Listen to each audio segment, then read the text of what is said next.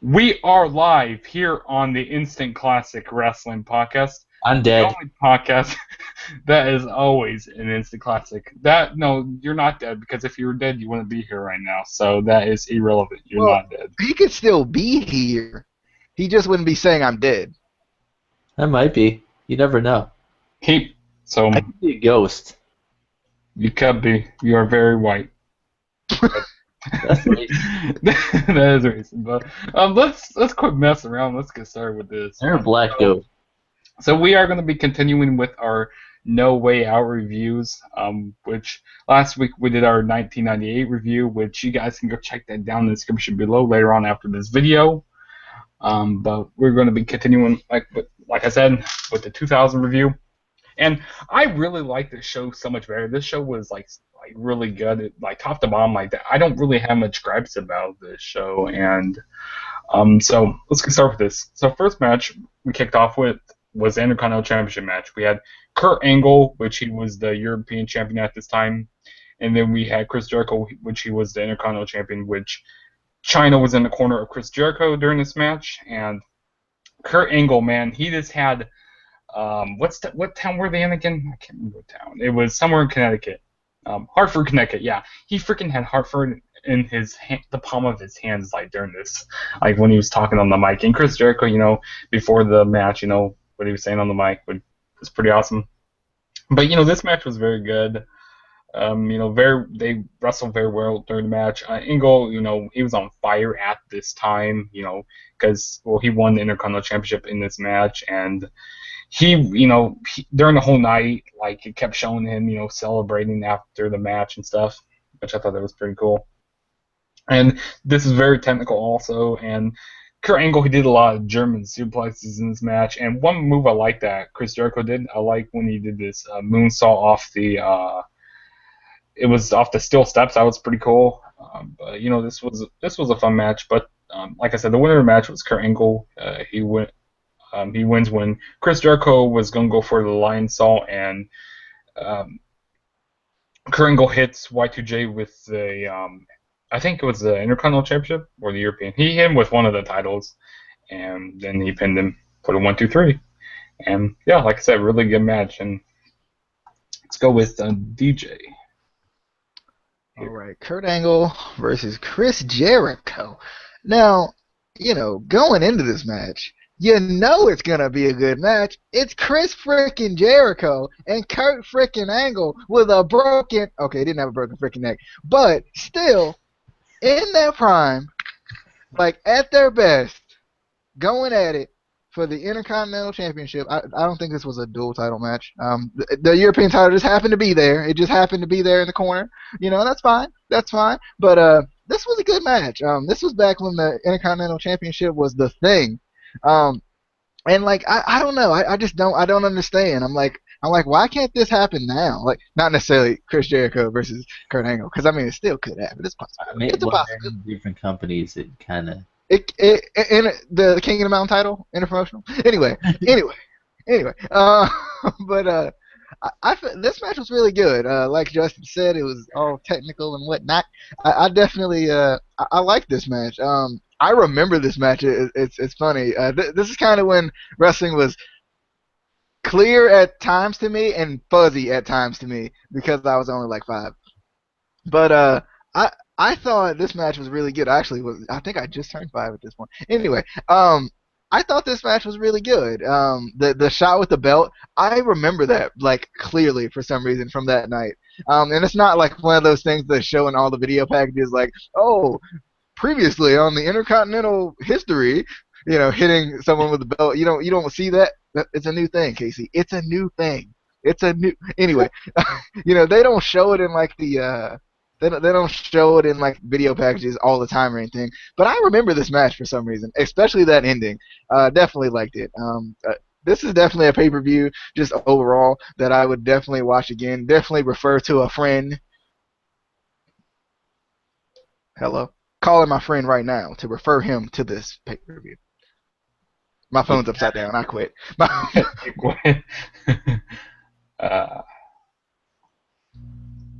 These That's it. cool. That was it. That was it. That's all I had. Refer a friend. That's what you do. You Refer a friend share to the the good. WWE Network, and then you get $9.99 out of that. Go, You know. Casey. These fools making me feel old. I was 5. I was 3. I was I 2. was old. Shut up. Yeah, you um, were.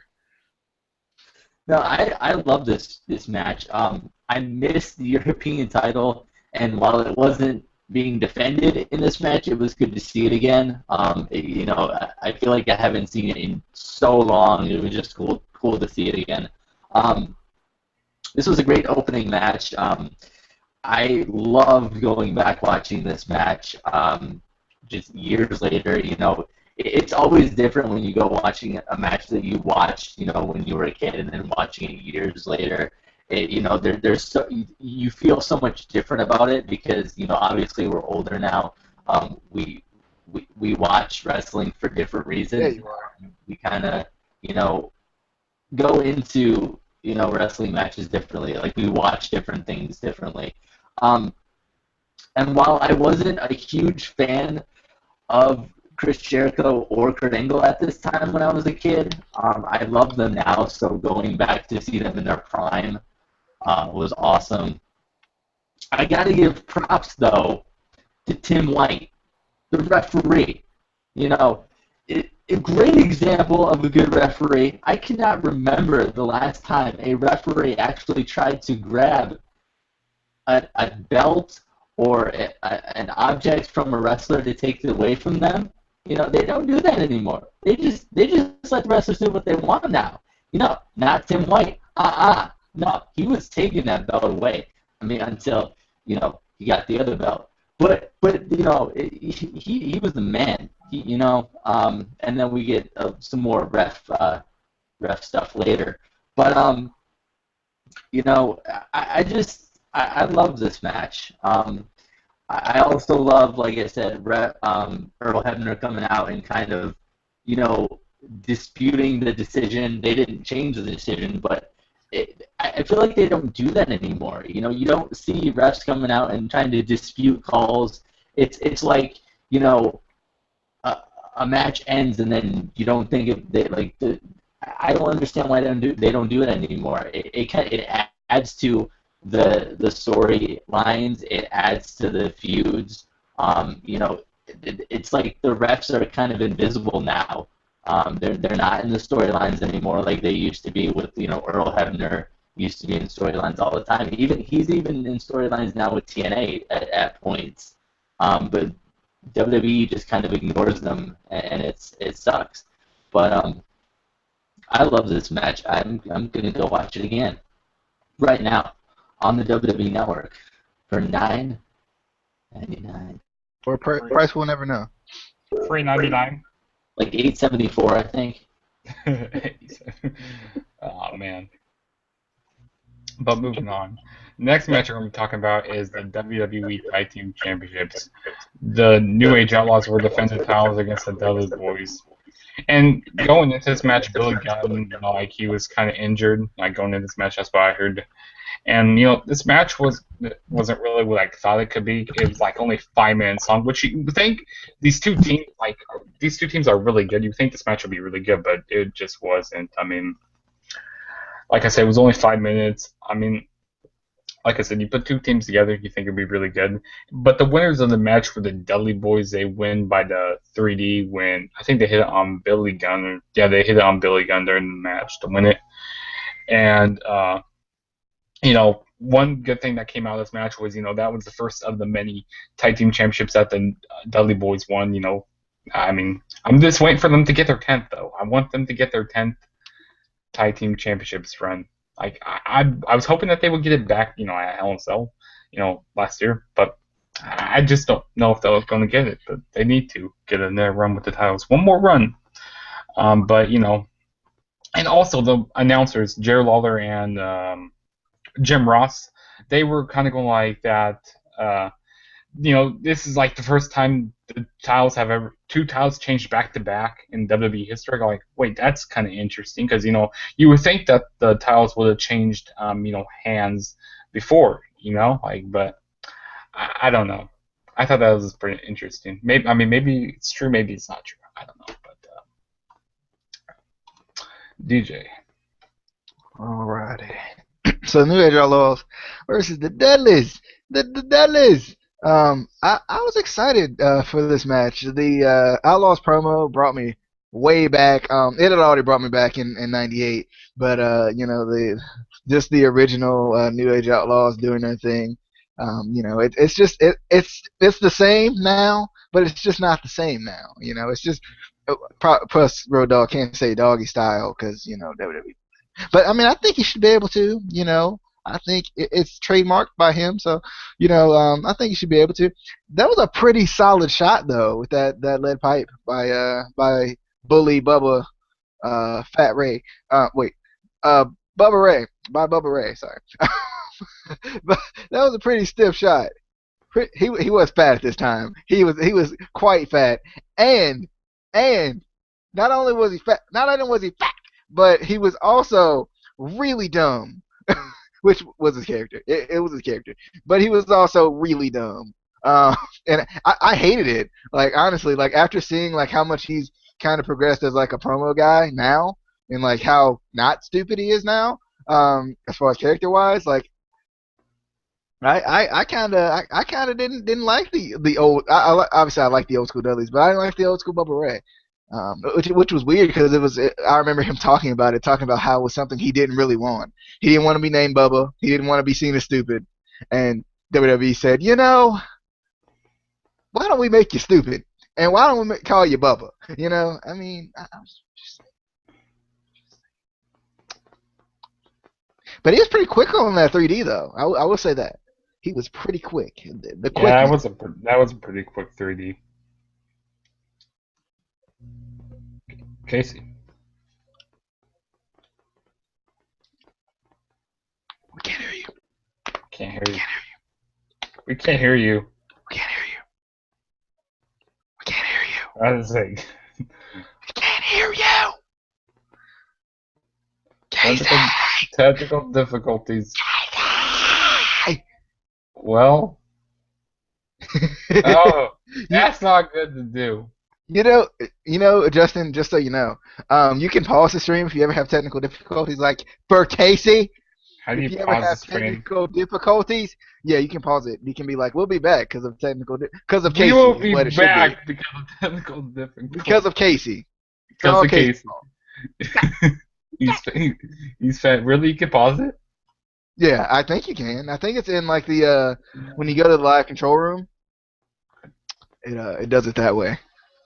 Hold up. I think we should just skip Casey. We don't need to hear his thoughts. We don't need to We should hear just his skip him. We should just skip him. We should just skip him. Yeah, We should just. let's just do that. Yeah. Okay, next match we're going. Wait, I think he's fixing it.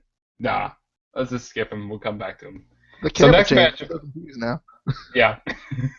Next match we're gonna be talking about is Viscera versus Mark Henry. Oh boy, this match was very very bad. I mean, the whole stuff with Mae Young helping out Mark Henry to get the win. I mean, which I thought that kind of stuff was funny with the whole Mae Young and Mark Henry things that they did back in the day. I thought it was funny. But the match, it was just not very special at all. I mean, you get what you get with Viscera and Mark Henry. I mean, it is what it is. And like I said, this match was not fun at all. And DJ, what are your thoughts? Oh man, this match. It was funny because the first note I wrote, this was like completely going into it kind of blind. I said this would be a match that fans would cry about today, because it's two big people fighting. I was actually excited for it because I love Viscera. God, I miss that man. I love Viscera, and I love obviously you gotta love Mark Henry, the sexual chocolate Mark Henry. But anyway, Sexual um, chocolate. I just didn't. This entire like feud was one of those things that I was like, can this please never come back again, ever? I mean, Like you know this rivalry is like filler pretty much like that. They probably didn't have anything better for them to yeah, do. yeah. I was like, and of course it came back with the whole Mae Young giving birth to the hand thing later on. I remember that too. God, oh, it was Oh, so bad. jeez. It was so bad. But it It was was funny like though. It was it was fun. yeah, it was WWE's attempt at humor, and oh man. Anyway, Viscera hitting that jumping round kick, trying to be like Rusev, but he's not that athletic. Even though I love Viscera. Viscera is in the club, fellas. He Everybody's may in the club for you. I think he's the first. Okay, maybe Maga. He's the second deceased guy in the club. You know, I miss Viscera though. I really did like Viscera. I liked him as Big Daddy V too. Even though like I mean, he was just flying everywhere with Big Daddy V. Did this match get boring, Chance? I don't know if you guys saw that. Um, I think this match got boring, or heard that, or you literally saw the chance. No, I think this match got boring, Chance, which was interesting. It was a pretty bad match. They could have did a lot more with these two guys. I felt like, but I don't know. I was excited for the match because Viscera and Mark Henry, but it just wasn't that great to me personally. Can you hear me? Yeah, we can hear you now. You want to go back No, I and can't talk hear you. about that Nope, match I before? can't hear you. We're gonna have to deal with the staticky shit because this is the only mic that works, and I don't know why it's staticky. So, It's actually doing better now. all right. So Dads aren't good fingers. You want to talk about that match before? Yeah, I did until you were like, "You're all staticky," and then I tried to fix it, and then you made me break it. hey, but you fixed it. So look, Anyway, we're going back to the match that we were on before I was. Which was it was the New Age Outlaws and the Dudleys. I was about to get to that. I was telling you if you he forgot. wasn't actually. He was gonna forget. I hate both of you. Anyway, this was an awesome match. Can we please, WWE, for the love of God, please get awesome tag team matches like this again?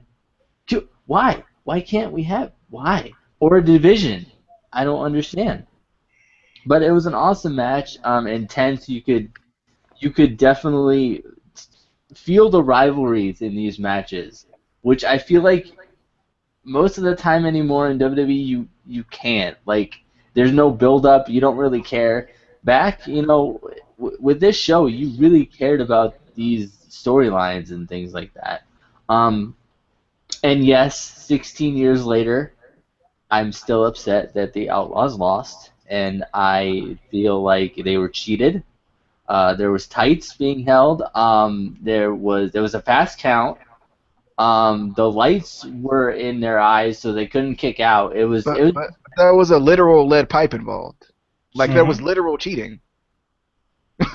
You don't have to make up cheating when there's literal cheating. yeah. But there was more cheating than that. Like it. I disagree. The match wasn't very good because it was only 5 minutes. 5 minutes long. Five And more minutes. Oh, sorry. Is this not Ring of Honor? the same. This was an amazing show, and you're complaining that it was only 5 minutes. Boy, It should have been longer, but keep you know going. how many matches were on this card? But Big Daddy V Boy, versus Oh, jeez. Yeah. Sexual Chocolate. let's move on. Maybe somebody. Oh wait, you didn't like this match either, No, I didn't. hater. Anyway, I didn't like this match either. I'm I not. was about to say. Don't you I throw. will I say- was about to say, Casey, you better not throw nostalgia in this because I like both of these men and I didn't like this match. I will say, I don't normally like the big guys, but Big Daddy V, Big Viscera was always one of my favorites. I don't know why. I always loved him. I love the same song. He was in my boys club. That sounds so wrong. Before DJs. And yes, I could literally, as for DJ's comment before, I could literally see the wordage when they were saying boring. I could literally see just the words boring. I could literally see it, you know. But yeah, it wasn't the worst. I feel like we've seen a lot worse big guy matches, but this one was just there wasn't much to it. And yeah, we had all the stuff with Mae Young and giving birth to the hand, which going back, it's kind of funny in a stupid way, but it didn't do anything for this feud. I don't know why they could have. I don't know. This proves that even back in the Attitude Era, there were stupid storylines that didn't work. But Well, it was the Attitude Era. There was probably a lot of stupid things going on.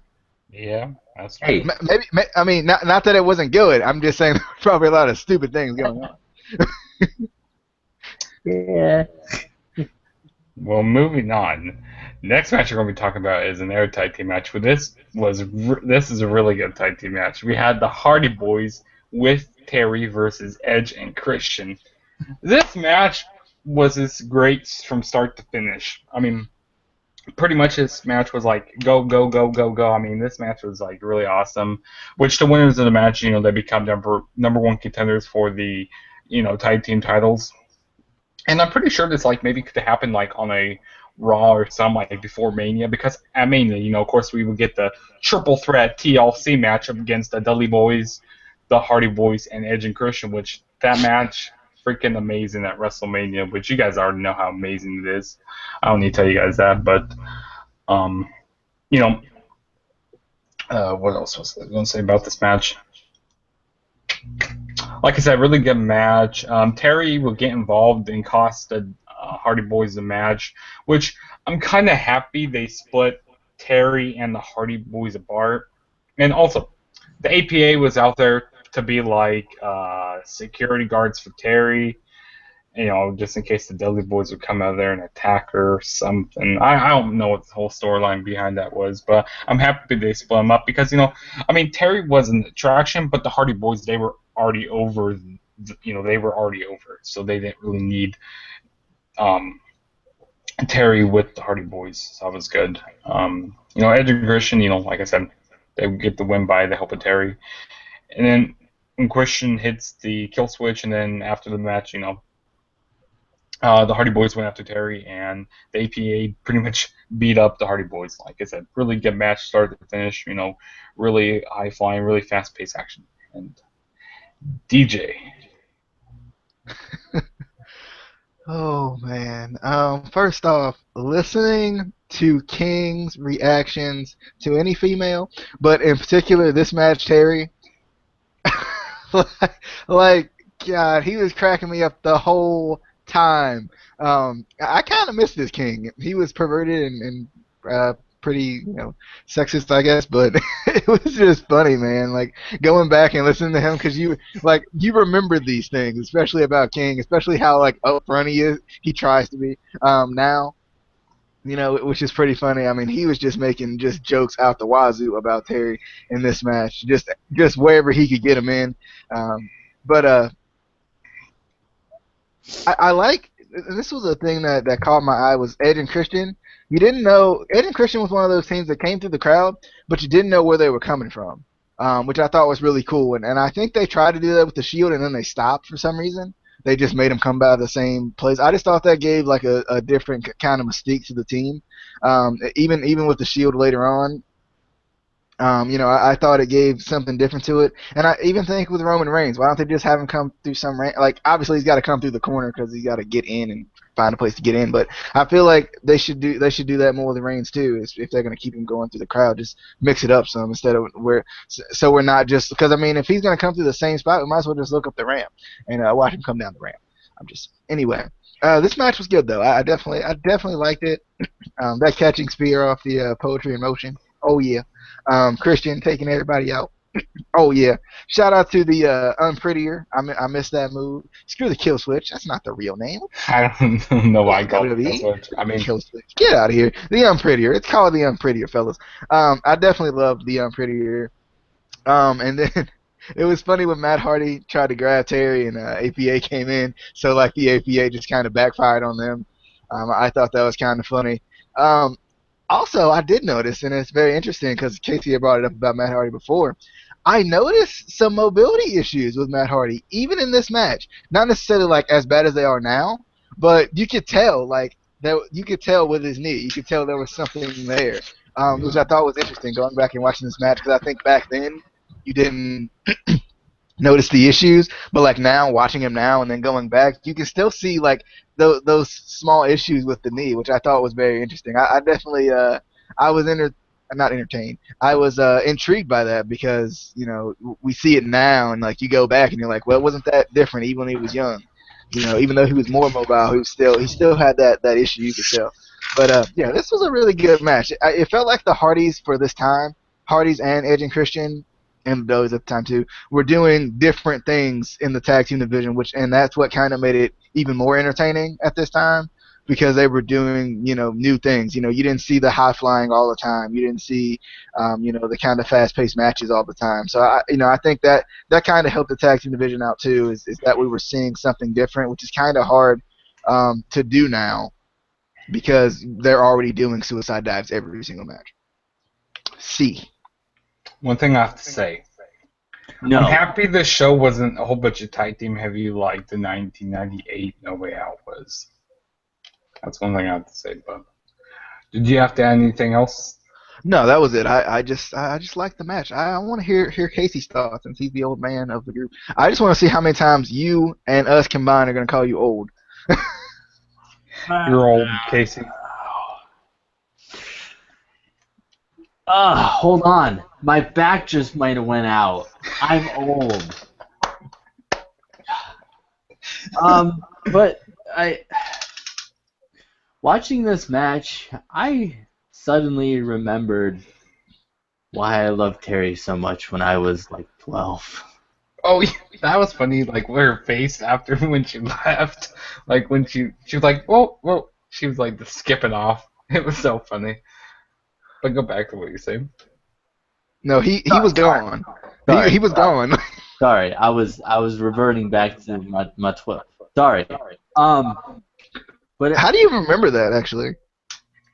She was fucking hot as hell. I mean, but how do you remember when you were 12? You're so old. Old. Yeah. Yeah, got him. Second amazing tag team match of the night. The Hardys versus Edge and Christian. I feel like what? You said second? No. First best match. First best tag team match of the night. Second best tag team match of the night. First best tag team match of the night. Shut your face, hole. Very mean here on Instant Classic Wrestling Podcast. This is why we don't let you on. No, no, but the Hardys and Edge and Christian, I feel like was one of the best feuds around this time, tag team wise. I mean, yeah, you had the Dudleys in there, but I feel like the Hardys and Edge and Christian had a special chemistry between the teams. I feel like they worked really well together. They're similar styles. And at the same time they have their obvious differences. But again, in just these two tag team matches, you kind of you understand really what the tag team championships meant, back around this time. They really meant something. These guys were really going, hard for the titles or the number one contendership, where now I can't remember a really good, tag team title match or even a really good number one contender. They barely even do number one contender tag team matches anymore. It feels like, so it's just good just for that to go back and watch these matches. I mean, again, I have to go back and watch it again a couple times to remember, because I'm so old. I forget things, and I got to take my arthritis pills, Fucking assholes. Oh my. Okay, moving on. Next match we're going to be talking about is the Big Boss Man with Prince Albert versus Taz. And this match was pretty much a throwaway match. I mean, the match barely got started, and Prince Albert, he caused the disqualification. So pretty much the winner of the match was Taz, but he won by disqualification. And just thinking Taz, like, he debuted a month ago at the 2000 Royal Rumble and beaten Kurt Angle, okay? And now he's here in a disqualification. Like, they really, really misused Taz very bad in WWE. I thought they could have used him better. Like, this match was pretty much like a waste of time. Like, really, why did you do that? And pretty much that WrestleMania, he was like this part of a six-man tag team match. Like, it was just stupid what they did with Taz. Like, I thought they, could use him so much better, but they just flopped with Taz, in my opinion. Like, and after the match, the Big Boss Man and Prince Albert would attack Taz some more, and that was pretty much that. So, DJ. I disagree. I don't think that this match, I mean, it wasn't much of a match, but I don't think it was bad for Taz, per se, because, the fight would start outside. It would obviously be an aggressive fight because it's Big Boss Man and Taz. They're both two aggressive guys, and then Taz would take control with the Taz mission, and it looked like Taz was going to put him out early, very early, and then Albert has to come in to save the day. And, in my mind, that just seems like that makes Taz look really strong to me in his second pay-per-view match. That just makes him look really strong to me, just looking in the context of this match. I felt like that it made Taz look really strong because he almost put him out early. Albert had to come in, A-Train, Matt Bloom, whatever we called him. He had to come in early. Tensai's another one. Sweet Tea, whatever nickname we can find for Albert tonight. But I felt like the Tasmanian Devil, as they used to call him back in the day. I feel like they made him look pretty good for this to only be his second pay-per-view match. Yeah. How dare you not review that, Justin? You just put up a whole case to why I was wrong, and you said nothing to me after I proved myself right. Well, you're wrong because they didn't do much with him. I'm gonna take the side of DJ, and I'm gonna go even farther into this. I'm just gonna bury you, Justin. No, I agree. He got him in the Taz mission really early, but even after that, even when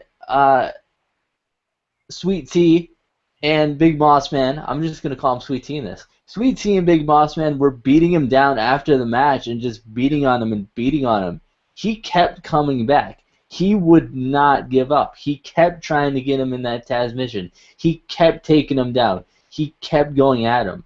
And that just, that's the kind of build-up guys need. It shows even when you're getting beat down, if you still come back, it shows how tough he is. It shows that he won't give up, and that was kind of what Taz was at that time, and through his whole career. But especially when he was young, in his early career, he was, the Taz mission, the submission machine, the original. He's not the submission machine. No. Samoa Joe? He's the original. Is that what you were about to say? No, he was the original. I forgot what they used to call it. There was. What was it? What are you thinking about that? Did he ever say, "Beat me if you can, survive if I let you" in WWE? I remember him saying it in TNA. ECW, but he said that in ECW. Yeah. Why did he never say? He could have said it in WWE. I love that. I watched an ECW pay-per-view, or at least a little bit of it, and I started saying that because I was like, I like this guy. I miss old Taz.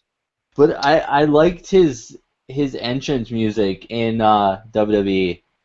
The heart monitor, and then it goes beep. Yeah. I definitely agree with that right there. So moving on, next match we're going to be talking about is a no holds bar match. We had Kane versus X-Pac, which I was really into this feud. Like, this feud has been going for a long time. It's been going on for a few months with them. They were kind of friends. And Kane, he was kind of like an not confirmed like a member of DX, but then X-Pac, decided to turn on Kane, and then, Kane's girlfriend Tori decided to turn on Kane, and then Kane wanted to get revenge and on them. And I thought this match was really good. And during the match, Tori, she will get involved, and he will give her a tombstone, which that will cost Kane the match when with X-Pac. He put the steel steps on Kane, and X-Pac will pin him for the 1-2-3, which I thought this match was really fun. I think they were trying to protect Kane here also, and also we had I about botched his name, Paul Bearer with Kane because Paul Bearer returned on a Raw or something before No Way Out, so that was pretty cool. But like I said, really fun match, and I was a big fan of X-Pac at this time. I always been a really big fan of X-Pac. I love that Bronco, but what? You like too. And I like. What did you say? Probably didn't know who X-Pac was. I knew he was. I love that Bronco Buster he does in that corner. I mean, X-Pac, man, he's one of my favorites of all times. But DJ. Alrighty, X-Pac versus Kane. Now I'm just gonna go out on a limb here, and Casey's gonna be mad at me, but it's okay. I personally, now this is just me going back to my childhood. I personally preferred Tori over Terry. Personally, this is just my personal opinion. Personally, anyway, I agree with that. I definitely agree. I liked this match. I did. I remember some of this match too. I remember this feud for some reason. I still don't understand why Kane had a girlfriend or how. Like Kane didn't speak at this time. I don't think. I can't remember off the top of my head. Kane didn't speak at this time. So I mean, he spoke to Paul Bearer. That's what it was. Paul Bearer was like, "Hey, yo, girl, my boy Kane, he getting a little lonely, so go ahead and come back to the room. We'll show you what the big red machine look like." I think it's what it was. I think that's how Paul Bearer did it. Oh, no, wait a minute. He said, "Tony!" That's probably how it actually was. That's how it actually was. Because Paul Bearer had that voice. That's what he had the voice. He sang to it. That's what it was. But I'll definitely like this match. I love that this match kind of went to the ramp. It kind of went to the crowd for a little bit. That was nice, kind of an old school type of thing. I actually thought it was going to go backstage and really take us back to the good old days, but it didn't. But this match is really good. I agree. It felt like they were kind of protecting Kane a little bit there with that finish and with Tori getting involved a lot. But I like one thing I do like though. Come to think about it, this was a time when, and it may have only been X-Pac, and he's the one I really remember after hearing his music, but X-Pac had his own music but it was based off of DX, if you know what I'm saying. Like he had the DX music, but it was specific to him, which was something I really liked. I liked that X-Pac had his own DX version of his music. I actually thought that was kind of cool, and they don't really do that much anymore. With guys in factions, they kind of either just all come out together, but when they have their singles matches, they don't have their specific music or their specific music within the faction. I just thought that was kind of cool. I kind of wish they would go back to that. And Paul Bearer, I miss you. R.I.P.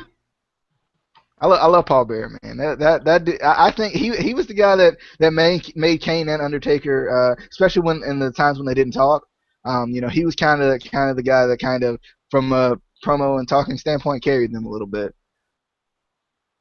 Definitely miss Paul Bearer. Casey.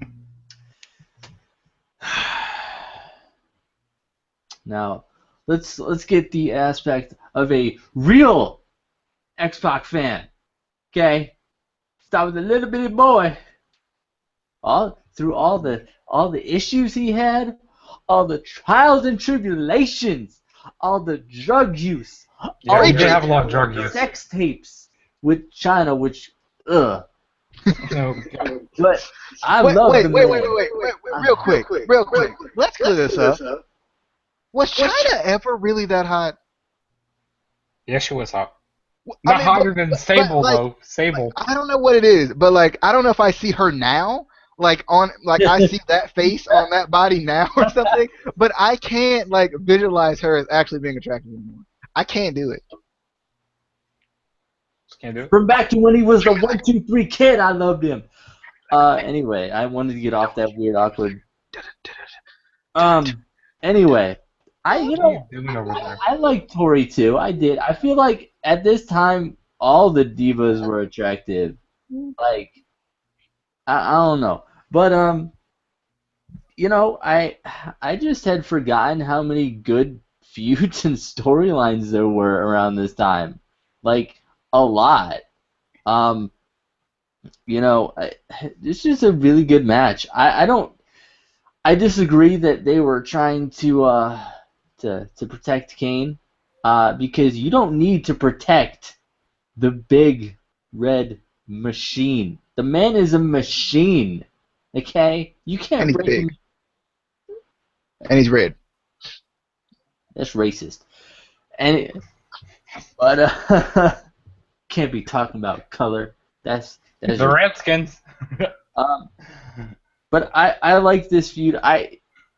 This is one of the feuds that kind of jumps out at me a lot. I'm not like the two youngins on this podcast, You're the old one.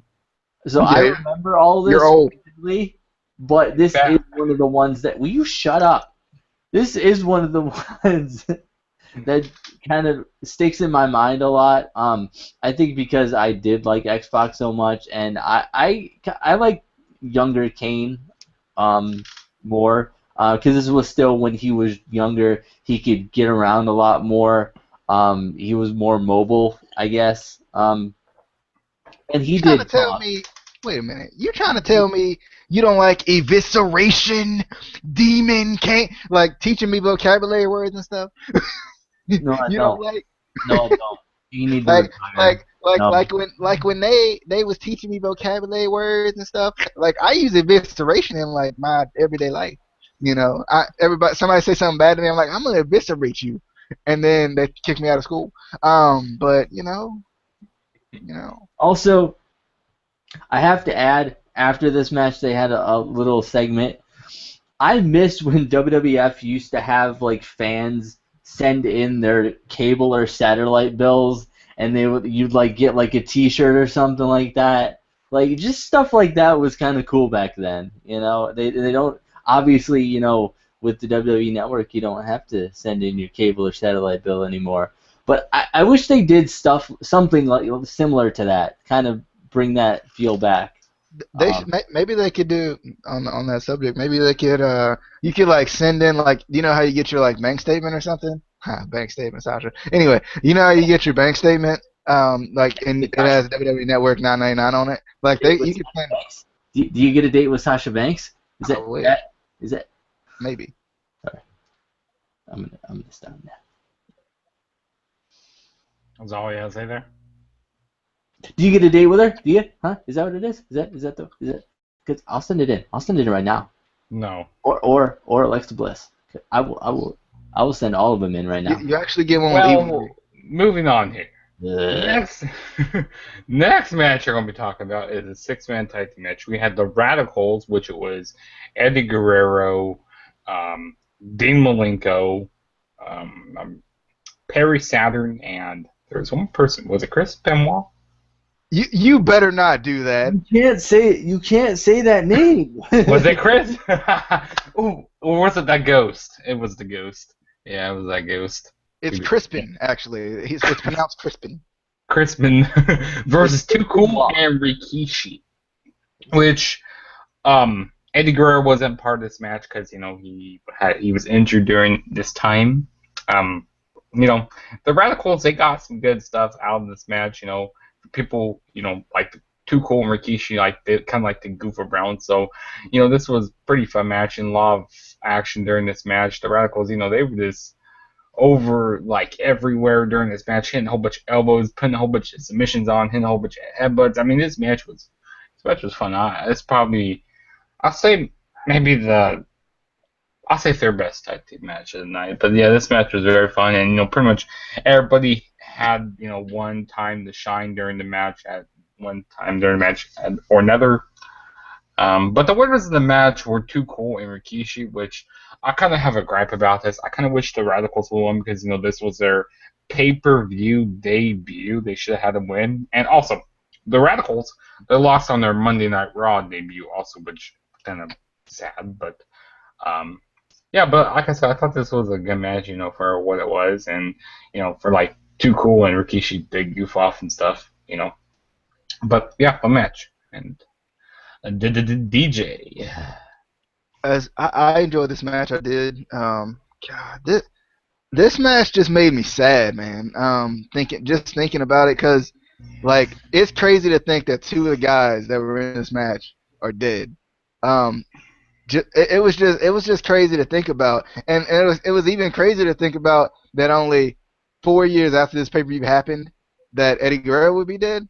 Like just like thinking about it from the future, like kind of in hindsight, it blows your mind a little bit, because you don't think about that stuff obviously in now because it's impossible for them to die as you're watching a live pay-per-view. But anyway, um.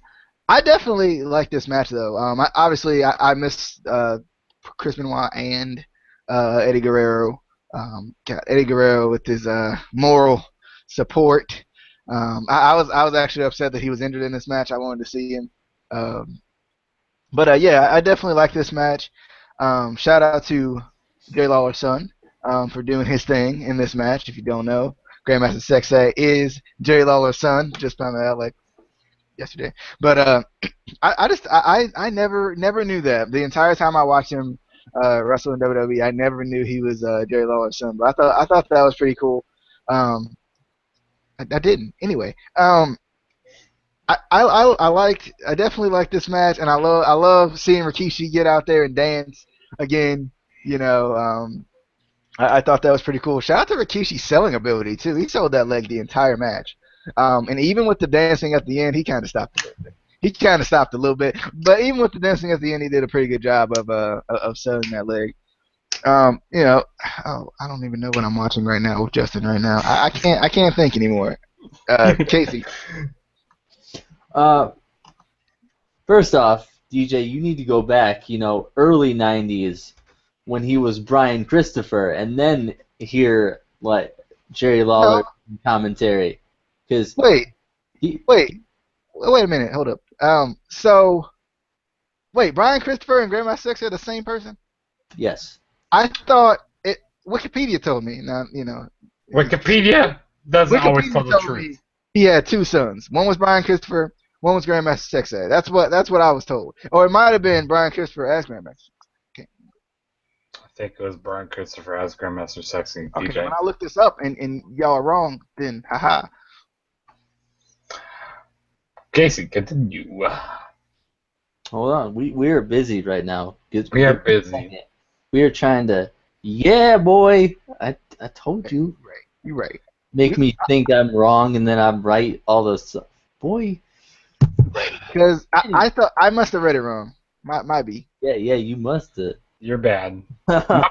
Our truth here. Our truth here. I love this match. It Not was bad. good seeing obviously Rikishi and Too Cool again. It was always fun watching them in matches together. But I really loved the Radicals. Even though they lost, I feel like Chris Benoit and Dean Malenko were two of the best technical guys in the ring. They were so good, and I feel like Saturn was just horribly underrated. These guys as a faction, I feel like were horribly underrated. They were big. It was a big kind of signing or surprise debut, whatever you want to call it, when they came over from WCW, because they were big in WCW before coming over to the WWE. But then I don't know. I got a question. Since you were alive things were happening at this point. When people came over, because this is kind of just a comparison for today. When people came over to WWE and they were big, um, like from WCW or ECW, did did WCW and ECW exist? Just wondering. From WWE's perspective? Yeah, yeah, like you know how TNA doesn't exist or Ring of Honor doesn't exist. I was just wondering. Yeah, because it was the Monday Night Wars. I mean, did you not see DX go to the arena when WCW was having a show? Yeah, Hmm. yeah, they knew. They knew. Um, but I think that was because, not to say that WCW was a bigger company than TNA, because we know, the funding that TNA has, but WCW was owned by Ted Turner, another billionaire, and Vince McMahon, he doesn't want to be the he wants to be the only billionaire. So I think that was part of it, and plus, it, it was I feel like because WCW was already really well established years before that, even back when it was WCCW, before Ted Turner purchased it. But anyway, yeah. So yeah, I have no idea where I'm at anymore. But yeah, Rikishi selling, unlike John Cena, because John Cena can't sell. Okay, let's not get on a Unless it's Johnson a rant. T-shirt, you can sell that. I'm surprised you haven't ever said that. I'm so surprised it's the first time you came up with that one. But moving on, next match we're going to be talking about is the Big Show versus The Rock, and the winner of this match would advance to the main event of WrestleMania 2000 for the WWF title or WWE title. You can't say F right now. But the storyline pretty much behind this was, Big Show was claiming that The Rock's feet touched feet touched the floor at the Rumble 2000, which when it was showing the replays, it kind of did look like The Rock's feet touched, but it didn't really show his feet touching. So maybe they could show some different ways how his feet touched, which I like how they put this into the storyline because at least there's something behind this match. You know what I mean? Like, at least this is just a random match. Like, hey, we're gonna just put you two out there. There's actually some story behind this, which I'm happy they did that. But I thought this match was good, for a Big Show match. The Rock, brought the best of the Big Show during this match. But Shane McMahon, he would get involved during this match and cost The Rock the match, and which I was kind of surprised that Big Show won this match. Like, what? Why did they need Big Show to win? But of course, we had that. Was he part of that Fatal 4 at Mania? I think he was. This was Mania 2000, right? Yeah, he was Yeah, part of that Fatal 4. because I think The Rock was too. I think. Yeah, The Rock was. It was like Rock. It was Rock, Big Show, I think Triple H, and Cactus Jack. Them four guys. But I'm still trying to figure out how how does Cactus Jack? He's retired more times than Brett Favre and came back more times than Brett Favre. How does he do this? Like, I don't even get it. Like, he got beat in so many retirement matches just with Triple H and always came back. Always. But like I said, back to what I was saying. Like I said, I thought this was a good match for a Big Show and Big Show match, and yeah, Casey. I get to go first. Wow. Oh wait, whoa. Yeah, you can go. No, you said my name. I'm gonna go. Shane O'Mac, baby. I love Shane O'Mac. This was an okay match, not because it was a Big Show match, because he had some good matches. He did. You just gotta look for him, long and hard. They're there. They're there. But I just couldn't stop thinking about The Rock on Raw couple weeks ago talking to Big Show. I was like, he should have brought this up too. But yeah, I like how, Shane came in and cost The Rock the win, which kind of built up to WrestleMania. I don't know. There wasn't really much to say about this match. It was a good match, but we've seen better matches both with Big Show and The Rock. This was kind of an eh. Casey.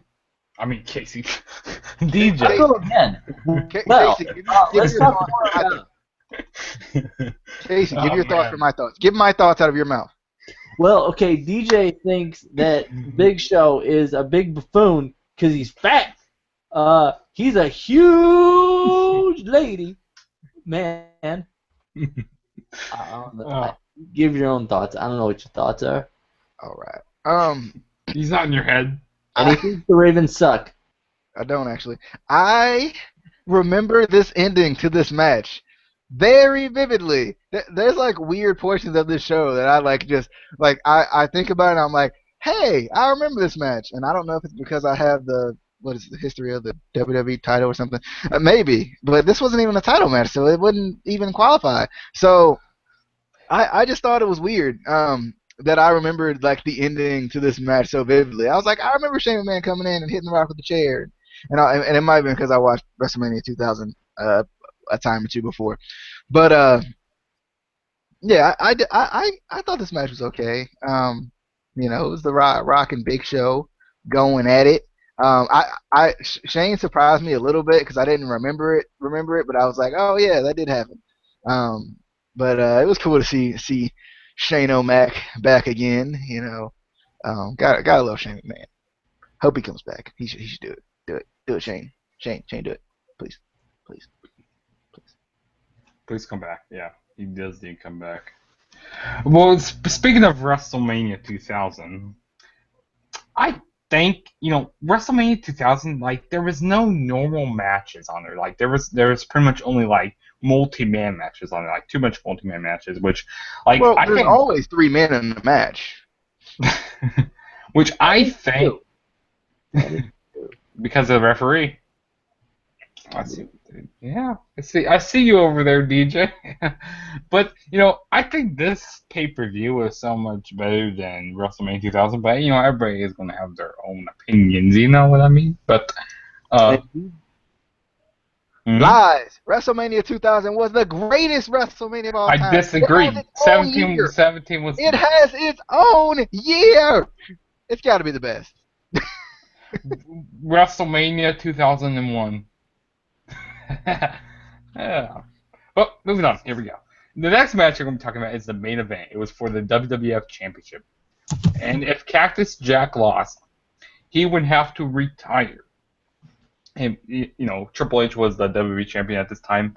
And going back to what Casey was saying about, like how feuds back in these days, these guys hated each other, but these days we don't get that anymore. We don't get two guys like that hate each other. Like we just get like, I'm gonna fight you and I'm gonna fight you. Like we don't get that these days with two aggression going against each other. Yeah. I will just as a thing, just a note. That was kind of one of the things. That's one of the things that fans complain about. Is the fact that there's too much storyline in wrestling. I just want to see someone say, I want to fight you, and I want to fight you. So that's where that came from. I don't like that. Like I like storylines. Like if there's a good story behind it, I'm going to like the match most of the time. But there's sometimes that the match could be bad. But like I said, this match was very good. This match was amazing. I would say probably one of the best Hell in a Cell matches because I'm always watching this like every October because I have the Hell in a Cell DVD. So I watched this last October. And short little plug for DVDs because DVDs still do exist out there. It's not just the WWE Network. They don't actually. They don't exist. Do you remember videotapes? VHSs. I still got a VHS machine. VHS machine. That's when you know he has no idea what a videotape is. VHS It's like machine. Bowling Man Twitter machine. But continuing with this, these two guys are very good workers in the ring together, and I think this match kind of made Triple H a big star back at this time. Like this made him a really big star. And some people might say the Royal Rumble match that they had was that made him a big star, but I kind of disagree. Which their Rumble match was amazing. If you guys haven't watched a Rumble match, go back and watch it on the network for only $9.99. The same there. But like I said, they did some crazy, stuff during the match, crazy spots, with the flaming barbed wire bat. That was pretty cool. We had the back body drop when Triple H back body drop Cactus Jack through the top of the Hell in a Cell, which was pretty awesome. We've seen that before. When Undertaker did it to him. I mean, I'm surprised that Cactus Jack survived all these matches. I mean, they just went over the top in this match. Very fun Hell in a Cell match. Probably, like I said, one of my favorite Hell in a Cell matches. And but the winner of the match was Triple H, and I think he hit a pedigree on some thumbtacks during the match to end it, which was crazy. I got ooh, that just hurt me during the match. But of course, Cactus Jack had to retire, but then he came back at WrestleMania, and he would have some more matches. And his final match was in 2012. The Royal Rumble. That's the final match that said that that Mick Foley, do love or whatever you want to call him. That's the final match that Cactus Jack was in. But DJ. Okay, we get mad at this today, so I might as well get mad at this in 2000. Triple H came out first. I'm upset. He's the champ, darn it. He's the champ. This cannot happen. This can't. I think Kurt Angle did too. But this cannot happen. Well, hold on. I had to say something. They were Kurt Angle and Chris Jericho were both champions. That is true, but and Chris Jericho did come out last because it was for his title. I couldn't remember what title it was for. But anyway, it's a fact. Triple H came out first, and I am upset. Also, well, it was Cactus Jack retirement match. They wanted to have the, excuses. Anyway, I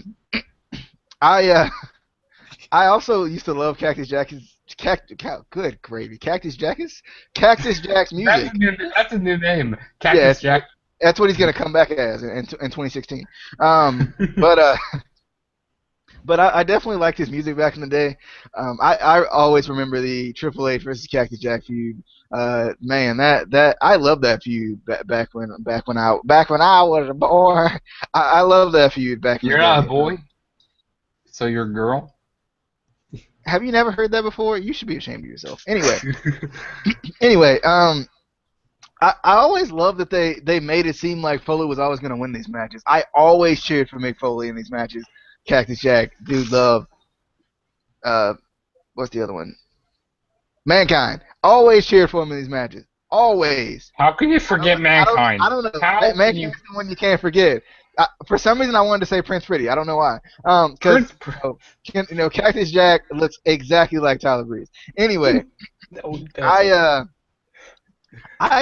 I really love the Triple H and Mick Foley matches. Frickin' that man, I tell you, Mick Foley could take some punishment. I don't know how he did it, but I mean, he fell through every announce table I think that was ever made.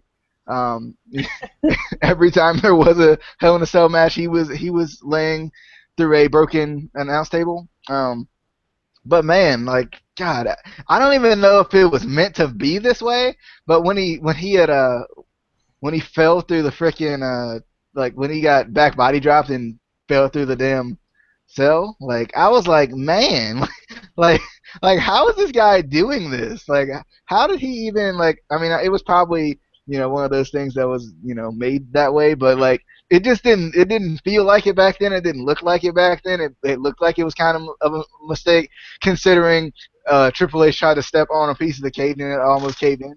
So you never really knew like what was really planned back in the day of WWE. But man, I love these matches, man. Anytime I can see Mick Foley versus Triple H, I was always in for it. I was always ready. I've watched this match multiple times. I've watched the street fight they had at Royal Rumble 2000 multiple times. Man, I definitely 2000 might have been the year for me. I like 2000 for some reason. Even though Justin hates WrestleMania. Anyway, I like 2000 though. I thought it was a good year. From what I remember, and the main things I remember is Royal Rumble 2000 See, the and thing is, I WrestleMania thought 2000 2000 was a and the good year, Super but 2000. except for WrestleMania. So for Mania. Then 2000 didn't count. If WrestleMania wasn't good, then 2000 didn't count. That's how It it did is. count, though. That's how it works. Anyway, Yeah. Anyway, back to the subject. Go ahead. Oh, Casey, it's your turn.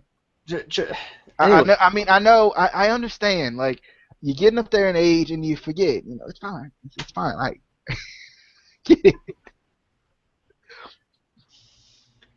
first of all, Justin, sir, almost forgot your name. I'm so old. Justin, Triple H, Hunter Hearst Helmsley was already a big star at this time. No, I'm talking about, like this what made him a big star back in the Attitude. He was already a big star at this time. He was the game. Yeah. He was always a big star. Come on, Justin. Always. He's triple freaking H. Triple freaking Yes. H, like Seth freaking Rollins. Did you The say original botch? Next. But Did you say anyway, botch? yeah, botched. He botched everything. But these two work so well together. In the ring. I always felt like Triple H and Mick were always really good together in the ring as far as match wise. I feel like for like the comedy stuff, Mick and The Rock were always the best together. But I really feel like Triple H and Mankind together, Mick Foley, Cactus Jack, whatever, were always really good in matches and storylines together. I even remember when this was a couple of years earlier when Cactus Jack debuted against Triple H. Because I remember Triple H wanted a match against Dude Love, and there was this big like video package where Mankind was talking to Dude Love, and Dude Love was like, I don't want this match. I'm a lover, not a fighter. And I forgot what Mankind said, but they were like, we know a guy that'll go up against you. We know a guy that'll do whatever it takes to beat you. And then they debuted Cactus Jack, which was kind of cool. I actually remember they included that on one of the 2K games. WWE 213. I thought it was 14.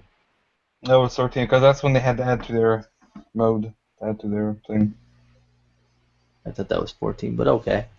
But there's great storytelling in this match. We did, in fact, see the proverbial Crimson Mask. We did. We saw it. It happened. They didn't make it black and white. They didn't cut off the video. They didn't censor it. They didn't censor it at all. It was beautiful. It was lovely. But yeah, just a really good match. Really good feud. I remember, watching when I was a kid, and when you really thought, that was going to be his last match. How emotional it was, and you could see he sold it so well on his face. Like it was like he was about to cry, and it was so good. Even watching it again, I'm never gonna see Mick again. Oh wait, no, he comes back. I remember that. But such a good match. And this was that period of WWE where Triple H bled in every single freaking match. like I remember watching Triple H and like he would get punched and bleed. I was like, my goodness. Yeah, but that was the end of our No Way Out 2000 review, and If you guys had Doesn't remember those times. if you guys had to pick a match for someone to watch, what would the match be? My match would be the main event, the Hell in a Cell match, or it would have to be the Visser and Mark Henry. No, I'm joking. It might have to be the tag team match with the Hardy Boys and uh, Edge and Christian. DJ. Let's see here. My match would be, because I know everybody's going to pick the main event because it's the main event. It is the main event of the evening. So, my match would be Kurt Angle versus Chris Jericho for the Intercontinental Champion. And Kurt Angle had hair, guys. He had hair. Like it hasn't always not been there, guys. Yeah, I mean, like he had hair back in the day. You know, then was it the hair versus hair match against Chris Jericho? I think it was Edge. Was it Edge? Okay. Yeah, I think it was Edge, yeah. I remember him wearing those silly freaking headdresses all the time because he was looking off his hair. Casey. I'm going to go with my boy X-Pac versus the Big Red Machine Kane. Yeah, buddy. Yeah, buddy. So, yeah, like I said, very good show here. I really enjoyed it, and this is probably the best No Way Out, that we reviewed so far, the 2000, which they did not have a 1999 one because 1998 was pretty much like an in your house special one, so they did not have a 1991. So if you guys think we're skipping a year, we are not skipping a year. And one of these days, maybe Saturday or maybe tomorrow, we might review the 2001 No Way Out. I guess we'll just see when we're going to do that. And yeah, don't forget to follow the Instant Classic Wrestling Podcast on Twitter, which you guys can see that right down there. And don't forget to follow my Twitter also, right down there. Don't follow him. He'll send you spam. I don't tweet very much. I used to tweet a lot. And don't forget to hit that subscribe button on DJ's channel, which the link is already down below. So you guys go check that out. He does wrestling videos over there. He does TNA reviews, NXT reviews, pay-per-view reviews, all that good jazz over there. Just hit one little subscribe on both of our channels. Me too. And save a life. Save a life. I'm there too. And Casey's there also. Yes, Casey's there also. And I'm just because I'm old, asshole. And I am there sometimes, which I'm there sometimes. I'm not loyal. Not loyal. I'm joking, but yeah, don't forget to hit the subscribe button on my channel. I don't know if I said that yet. Maybe I did. I don't know. But I'll let Casey end the way he always ends it. So let's. Oh yeah, baby. We will see you on the flippity dippity. Oh yeah.